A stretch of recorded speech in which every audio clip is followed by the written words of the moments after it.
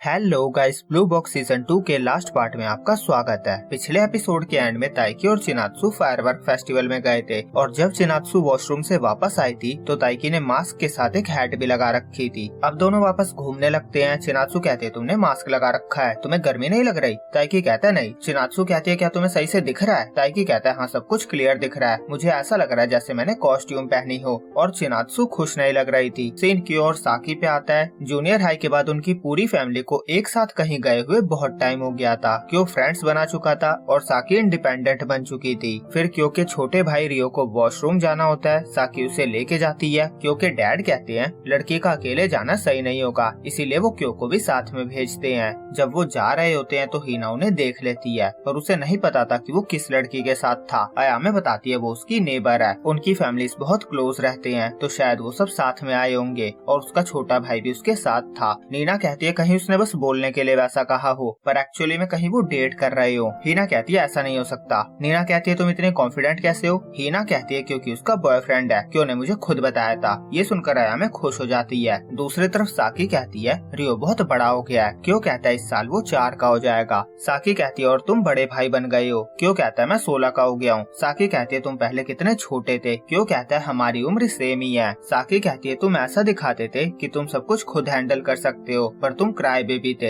Elementary school में जब तुम्हारी मॉम की तबीयत खराब हुई थी तो डैड के आने तक तुम्हें मेई और शो का ध्यान रखना होता था। और फिर हम उसी टाइम का फ्लैशबैक देखते हैं। उस टाइम की वो घर की सफाई करता था जिससे मॉम आराम कर सके और फिर वो अपने छोटे भाई बहन को भी संभालता था जो काम करने की जगह उसके लिए काम बढ़ा देते थे। और मेई ने गलती से क्यों का यूनिक कप तोड़ दिया था जो मॉम और डैड ने उसे गिफ्ट दिया था और उस पे बैडमिंटन का डिजाइन बना हुआ था। पर क्यों के लिए सबसे इम्पोर्टेंट था कि उसके भाई और बहन को चोट न लगी हो। और फिर कप के टुकड़े उठाते हुए उसका हाथ कट गया था पर वो किसी को नहीं बताता। फिर शो गिरने वाला था पर क्यों ने उसे बचा लिया था पर वो उसका रोना बंद नहीं करवा पा रहा था। उसे लग रहा था वो बड़ा भाई है पर वो कुछ भी सही से नहीं कर सकता। फिर साकी आई थी, उसे पता था उसकी मॉम की तबीयत खराब थी और घर की हालत देखकर उसने सफाई में उसकी हेल्प की थी। उसके बाद वो घर से उनके लिए खाना भी लेकर आई थी और क्यों मुंह लटकाकर रो रहा था। तब साकी उसके पास गई थी और उसे रोना बंद करने को कहा था। उसने कहा था कि तुम एक अच्छे बड़े भाई हो, मैं यही साथ वाले घर में रहती हूँ तो सब ठीक होगा। अब क्यों कहता है रियो तुमसे अटैच हो गया है। साकी कहती है क्योंकि मैं फैमिली का हिस्सा हूँ। वो कहती है हमें साथ में चलता देखकर लोग सोचेंगे कि ये हमारा बच्चा है। क्यों कहता है ऐसा नहीं होगा, हम बस हाई स्कूलर्स हैं और तुम्हें ऐसी बातें नहीं करनी चाहिए। अगर तुम्हारे बॉयफ्रेंड ने सुन लिया तो उसे अच्छा नहीं लगेगा। साकी कहती है हाँ, अगर मेरा बॉयफ्रेंड होता और अगर हमने ब्रेकअप नहीं किया होता तो आज मैं यहाँ तुम्हारे साथ नहीं होती। सीन ताइकी और चिनात्सु पे आता है। वहाँ बहुत ज्यादा भीड़ हो चुकी थी। वो एक दूसरे का हाथ पकड़ते हैं जिससे वो अलग ना हो सके पर उनका हाथ छूट जाता है और वो अलग हो जाते हैं। तभी निशिता चिनात्सु को देख लेता है। ताइकी इशारा करता है कि वो आगे उसका वेट करेगा। फिर चिनात्सु अपने स्कूल फ्रेंड से मिलती है। वो सब साथ में फोटोज लेते हैं। चिनात्सु कहती है कोई मेरा वेट कर रहा है। तभी उससे ताइकी का मैसेज आता है मेरी चिंता मत करो, फ्रेंड्स के साथ एंजॉय करो, मेमोरीज बनाना भी इम्पोर्टेंट है। फिर उसकी एक फ्रेंड बहुत टेंशन में आ जाती है क्योंकि उसका नेकलेस गुम हो गया था और फिर सब नेकलेस को ढूंढने लगते हैं। दूसरी तरफ अकारी ताइकी को वहाँ से जाते हुए देखती है। वो अपने दोस्तों से उसे छुपाने की पूरी कोशिश करती है। वो सोचती है कि उसने ताइकी को अकेले जाते हुए देखा और ताइकी सोच रहा था ये चिनात्सु का हाई स्कूल का लास्ट समर वेकेशन है, मुझे उसे डिस्टर्ब नहीं करना चाहिए और वो शूटिंग गेम ट्राई करके टाइम पास करने लगता है। दूसरी तरफ तासाकी का नेकलेस अभी भी नहीं मिला था और अगर ऐसे ही चलता रहता तो वो सब फायरवर्क मिस कर देते। कुछ लड़के पूछते हैं क्या वो इम्पोर्टेंट था। तासाकी कहती है वो उसके बॉयफ्रेंड ने दिया था। वो दोनों लॉन्ग टर्म रिलेशनशिप में है और कई वीक में एक ही बार मिल पाते हैं, इसीलिए उसने आज नेकलेस पहना था जिससे वो उसे अपने पास फील कर सके। वो कहते हैं कोई बात नहीं, तुम सब फायरवर्क देखने चले जाओ, नेकलेस मैं अकेले ढूंढ लूंगी, मैं नहीं चाहती तुम मेरी वजह से फायरवर्क्स मिस कर दो। फिर तासाकी अकेले ही नेकलेस को ढूंढ रही होती है और चिनात्सु अभी भी उसकी हेल्प कर रही थी। तासाकी कहती है तुम्हें रुकने की जरूरत नहीं है। चिनात्सु कहते हैं अगर तुम प्रॉब्लम में हो तो मुझे भी प्रॉब्लम होगी, मुझे हेल्प करनी है। उसे देखकर वो लड़के भी रुककर हेल्प करवाने लगते हैं और एक लड़का चिनात्सु से कहता है तुम बहुत काइंड हो, तुम्हारे इरादे प्योरली बस हेल्प करने के हैं, मैं बस कहना चाहता हूँ कि तुम ट्रस्टवर्दी हो। चिनात्सु कहती है पर मेरी लाइफ में कोई मुझसे भी अच्छा है तो मैं ये कॉम्प्लीमेंट नहीं ले सकती। लड़का कहता है शायद उसी की वजह से तुम दूसरे के प्रति और काइंड हो। उसे लग रहा था चिनात्सु किसी फैमिली मेंबर की बात कर रही होगी पर वो तो ताइकी की बात कर रही थी। चिनात्सु कहती है जब कोई तुम्हारे प्रति काइंड हो तो तुम्हें खुशी मिलती है, हमें रियलाइज होता है हम कई तरीके से काइंडनेस शो कर सकते हैं और शायद इसी वजह से मेरी काइंडनेस ग्रो हो रही है। लड़का कहता है तुमने जो कहा मुझे तो तुम वैसी ही लगती हो। वो कहता है एक्चुअली सच ये है कि मैं तुम्हें लाइक करता हूँ। कि तभी निशिदा भागा भागा आता है और बताता है कि उसे नेकलेस मिल गया है, किसी ने उसे गुमे सामान में जमा करवा दिया था। और वो लड़का चिनात्सु से कहता है मैंने जो कहा उसे भूल जाओ। चिनात्सु कहती है सॉरी पर मुझे जाना होगा। दूसरी तरफ अकारी के दोस्तों को ताइकी मिल गया था। वो पूछते हैं क्या वो क्यों के साथ आया है और या फिर अपनी गर्लफ्रेंड के साथ। अकारी कहती है ये बात करने का सही तरीका नहीं है। दोस्त कहते हैं मुझे तो बस ट्रुथ जानना है और वैसे भी तुम इसे लाइक करती हो। अकारी कहती है तुम ऐसा कैसे कह सकती हो। दोस्त कहती है तुम ही ने तो इसे कूल कहा था। अकारी कहती है वो तो मैंने कहा था क्योंकि वो बैडमिंटन में बहुत अच्छा है। दोस्त कहती है और तुमने उसे अपने भाई के मैचेस की रिकॉर्डिंग भी दी थी। अकारी कहती है क्योंकि मुझे लगा इससे वो और सीख पाएगा। दोस्त कहती है तुम उसकी कॉपी करके सुबह सुबह प्रैक्टिस करने भी आने लगी थी। अकारी कहती है क्योंकि मुझे इम्प्रूव करना था। दोस्त कहती है ये सब प्यार से अलग कैसे हुआ। अकारी मन में कहती है ये अलग है, ये एडमिरेशन है। और ताइकी उनकी बातें नहीं सुन पा रहा था। वो सोच रहा था क्या उसे बता देना चाहिए कि उसकी गर्लफ्रेंड है। तभी चिनात्सु आती है और उसका हाथ पकड़ के उसे ले जाती है। वो अकारी और उसके दोस्तों से कहती है उसे ताइकी से कुछ बात करनी है। और निशिदा और उसके क्लास वालों ने भी ये सब देख लिया था। वो सोच रहे थे क्या ये दोनों डेट कर रहे हैं। और वो लड़का जिसने कुछ देर पहले ही चिनात्सु को बताया था कि वो उसे लाइक करता है, उसके तो होश ही उड़ गए थे। वो कहता उसने पहले क्यों नहीं बताया कि उसका बॉयफ्रेंड है। दूसरी तरफ हिना और नीना को स्पॉट मिल चुका था। नीना उसके लिए कैंडिड एप्पल लाई थी। वो खाते हुए हिना को लास्ट ईयर वाले फायरवर्क फेस्टिवल की याद आती है जब वो ताइकी के साथ थी और अयामे और क्यों आमने सामने आ चुके थे। अयामे कहते तुम यहाँ क्या कर रहे हो। क्यों कहता बताया तो था मैं फायरवर्क देखने आऊंगा। फिर वो कहता है तुम्हारा युकाटा क्यूट लग रहा है। अयामे ब्लश करने लगती है। वो कहते तुम्हें क्यूट का मतलब पता भी है। क्यों कहता तुम मेरा मजाक उड़ा रही हो, मैं ये हमेशा अपनी बहन को कहता हूँ। अयामे कहती है तुम यहाँ हो तो मैं तुम्हें मेरे साथ सेल्फी लेने का मौका दे रही हूँ। क्यों कहता है रहने दो, वैसे भी ये एम्बैरेसिंग है। अयामे कहते है यही एक मौका है जब तुम मेरे साथ फोटो ले सकते हो और आज मैं सुंदर भी लग रही हूँ। फिर वो उसके साथ सेल्फी लेती है। वो कहती है तुमसे एक पीस का साइन भी नहीं बनाया जाता, चलो कम से कम तुमने थोड़ी सी स्माइल तो की।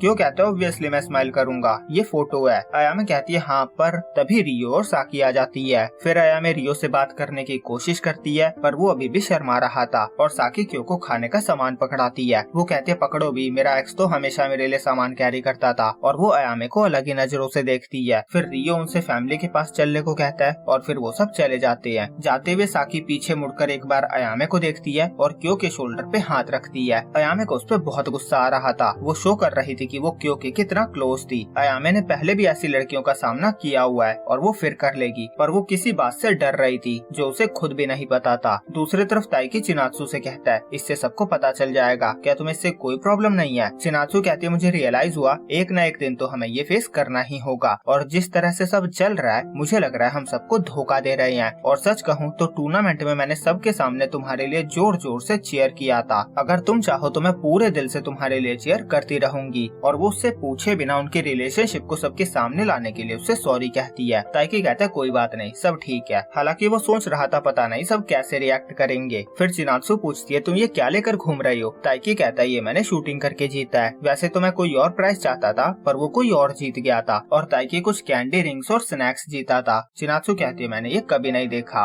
वो ताइकी की इंडेक्स फिंगर में रिंग को पहना देती है और खुद भी पहन लेती है। वो कहती है इंडेक्स फिंगर की रिंग गोल्स और ड्रीम को दिखाती है और तभी फायरवर्क स्टार्ट हो जाते हैं। चिनात्सु मन में कहती है एज अ हाई स्कूलर ये मेरा लास्ट फायरवर्क फेस्टिवल है। वो उस रिंग को इंडेक्स फिंगर से निकालकर रिंग फिंगर में पहन लेती है और ताइकी का हाथ होल्ड करके मन में कहती है मुझे हमेशा अपने साथ रहने देना। अब अगले सीन में दोनों एक दूसरे का हाथ पकड़ के घर जाते हैं। ताइकी चिनात्सु को पहले जाने को कहता है। वो कहता है मैंने इस बारे में बहुत सोचा, मुझे नहीं लगता हमें अपने पेरेंट्स को अभी बताने की जरूरत है। स्कूल में सबको पता चल गया, इसका ये मतलब नहीं है कि घर पे भी सबको पता चल जाएगा। मेरे नेशनल आ रही हैं और तुम्हारा एंट्रेंस एग्जाम और विंटर कप टूर्नामेंट आ रहा है। अगर मामला गर्म हो गया तो हम दोनों पे ही इसका असर पड़ेगा, जो कि मैं नहीं चाहता। हमने कुछ भी गलत नहीं किया है तो हमें गिल्टी फील करने की कोई जरूरत नहीं है, इसीलिए हम नेचुरल पेस के साथ आगे बढ़ेंगे। चिनात्सु मान जाती है। अब अगले दिन जिम में खबर फैल चुकी थी, चिनात्सु और ताइकी फायरवर्क फेस्टिवल में एक दूसरे का हाथ पकड़ के घूम रहे थे और ताइकी के आते ही सब लोग उस पर टूट पड़ते हैं। वो पूछते हैं उसने उसे कैसे पटाया। चिनात्सु हर लड़के की लिस्ट में टॉप पे है, उस जैसे लड़के को वो कैसे मिल गई। ताइकी कहता मैंने तो बस अपना बेस्ट ट्राई किया। तभी निशिदा कहता है इसमें कोई मिस्ट्री नहीं है, ताइकी मास्टर ऑफ एफर्ट है। जैसे इसने नेशनल के लिए स्पॉट जीता वैसे ये रोमांस में भी जीत गया। ये सब इसके एफर्ट का रिजल्ट है, पर इसका ये मतलब थोड़ी ना है कि हम जेलस भी ना हो। और वो उसे चोक करने लगता है और फिर वो उससे कहता है मैं तुम्हारे लिए खुश हूँ। हारियो कहता है वैसे उसने सच ही कहा, तुम मास्टर ऑफ एफर्ट हो। और फिर चिनात्सु और ताइकी एक दूसरे को देखते हैं और लड़के निशिदा को बताते हैं ये अपनी गर्लफ्रेंड से आई कांटेक्ट कर रहा है। ये सब देखते हुए अकारी जाकर दीवार से टकरा जाती है। हिना कहती है तुम ठीक तो हो। अकारी कहती है ये सब तो मेरे साथ होता होता ही रहता है। तभी हारुतो आकर कहता है ये हार्ट ब्रेक का शिकार है। अकारी कहती है ऐसा कुछ नहीं है, मैं बस उसकी तरह बनना चाहती हूँ। हिना कहती है क्या तुम ताइकी की बात कर रही हो। वो अकारी को लेकर बाहर जाती है, हारुतो भी साथ में जाता है। अकारी बताती है मुझे नहीं पता ये क्या है,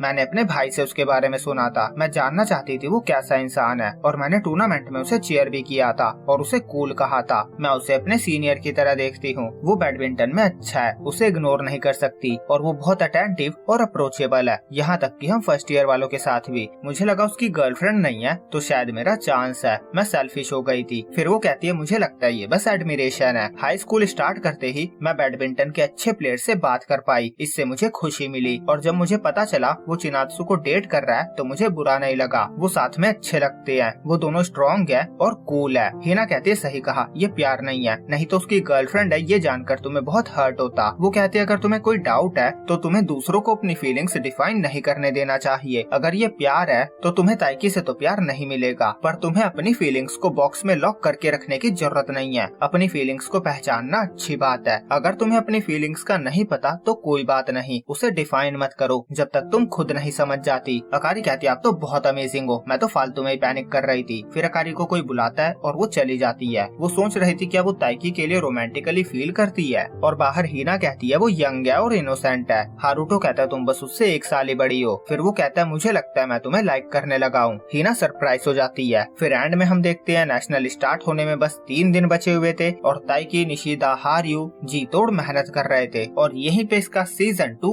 एंड होता है। तो सीजन 3 की स्टोरी कंटिन्यू रहेगी, पर अब मुझे न्यू सीरीज भी स्टार्ट करनी होगी जैसा कि बहुत सारे कमेंट आ रहे हैं और व्यूज के डाउनवर्ड को देखते हुए भी ये जरूरी हो चुका है। तो होप सो मैं ये वाला एनीमे पिक करने वाला हूँ। बहुत सारी इसकी रिक्वेस्ट आई हुई है और एनीमे रिलीज होने से पहले मैंने इसके कुछ चैप्टर पढ़े भी थे, मुझे अच्छे लगे थे। हालांकि अभी मैं एनीमे को देखूंगा और शायद इसका हिंदी डब भी अभी तक नहीं आया है तो इसे एक्सप्लेन भी करूंगा और उसके बाद मांगा एक्सप्लेनेशन स्टार्ट करूंगा। तो बहुत ही जल्दी ब्लू बॉक्स सीजन 3 और ये एनीमे भी स्टार्ट करने वाला हूँ। तो जल्दी मिलेंगे, जब तक के लिए बाय बाय।